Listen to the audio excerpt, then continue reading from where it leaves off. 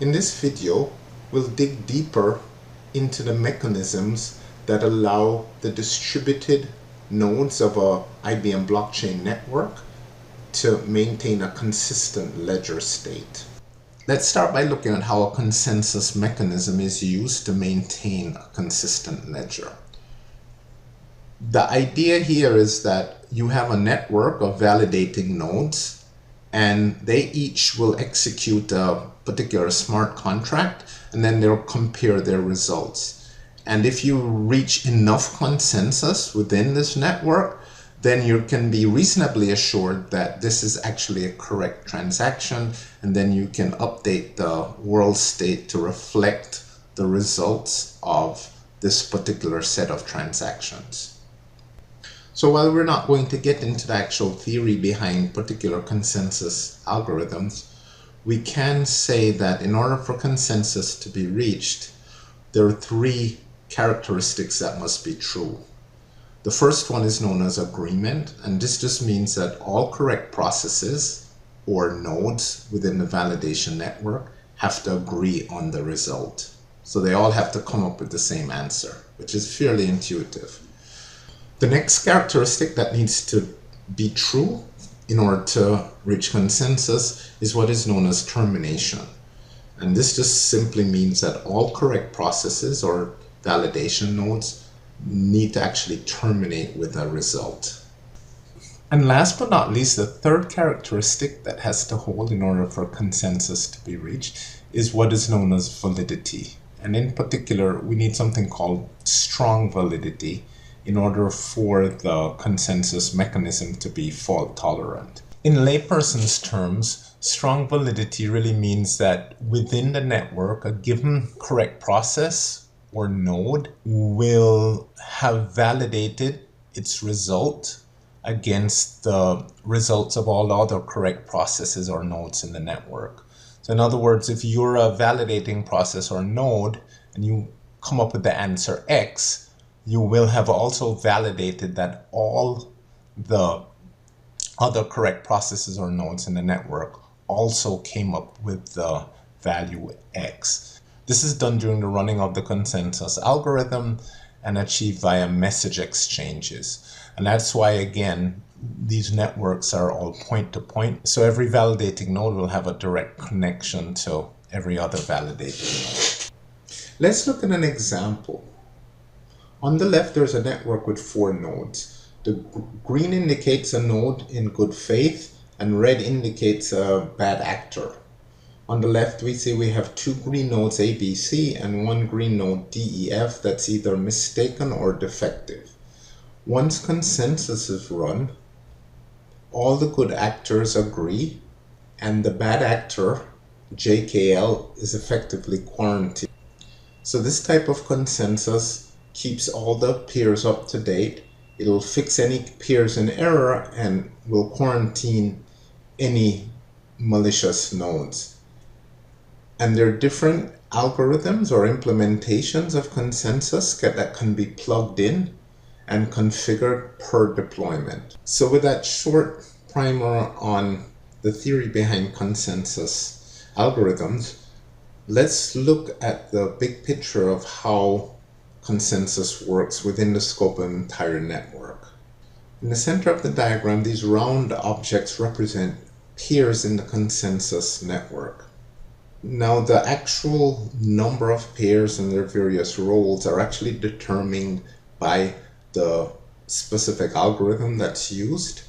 By default, PBFT is used, and PBFT stands for Practical Byzantine Fault Tolerance, which is, again, a consensus protocol, and again, it's the default in IBM blockchain. Within PBFT, there are certain types of nodes. In particular, they're validating leader nodes, they're validating nodes, and non-validating. But suffice to say at this point that we have our consensus network with nodes, we have applications that invoke smart contracts, and then we have the smart contracts themselves that are deployed to and executed on the peer nodes. As we talked about in a previous slide, the consensus mechanism uses messages between the peers in order to achieve consensus. Now let's go into more details about how PBFT works. Again, PBFT is the default consensus mechanism used by IBM Blockchain, and it has various stages. So the first stage is submission. But before we get into details of submission, let's look at the types of peers in a PBFT network. So there are three types. There's a non-validating peer, there's a validating peer, and a validating leader. The non-validating peer runs the REST services that external applications will connect to. So they will actually construct the transactions and then forward them to a connected validating peer. The non-validating peers also host the event streams so that external applications can monitor and react to specific events.